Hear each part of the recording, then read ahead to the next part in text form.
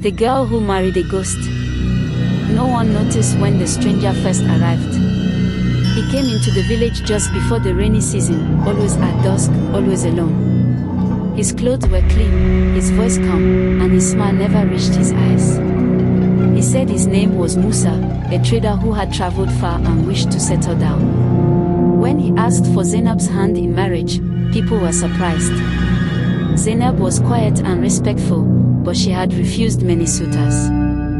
This time, she said yes almost immediately. From the start, the marriage felt wrong. Musa refused to visit Zainab's family during the day. He never ate food cooked by others, never attended gatherings, and never slept when the rooster crowed. At night, when he spoke, his voice echoed slightly, as if coming from a deep place. Zainab noticed strange things. The room became cold whenever Musa entered. His reflection never appeared clearly in metal or water. When she lay beside him, she felt no warmth, only stillness. One night, during a heavy storm, Zainab followed her husband outside without him noticing. She watched as his feet touched the wet ground. They left no footprints. Fear settled in her chest.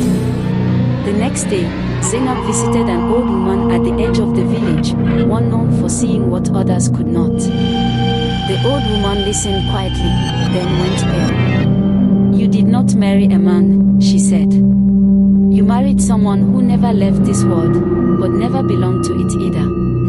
The old woman warned her to leave before the next full moon. She gave Zainab a simple instruction: stay awake until dawn and pray. Ghosts, she said, cannot survive the full light of truth. That night, Musa returned earlier than usual. "You went somewhere today," he said softly. Zainab said nothing. As the night deepened, Musa's form began to change. His face looked stretched, his eyes dark and hollow. The room filled with a low whisper, voices speaking all at once, though no one else was there.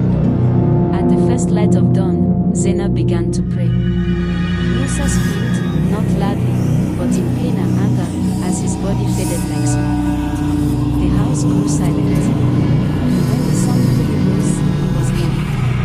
Shaking, Zainab ran back to her family's home. But everything was different. The walls were broken.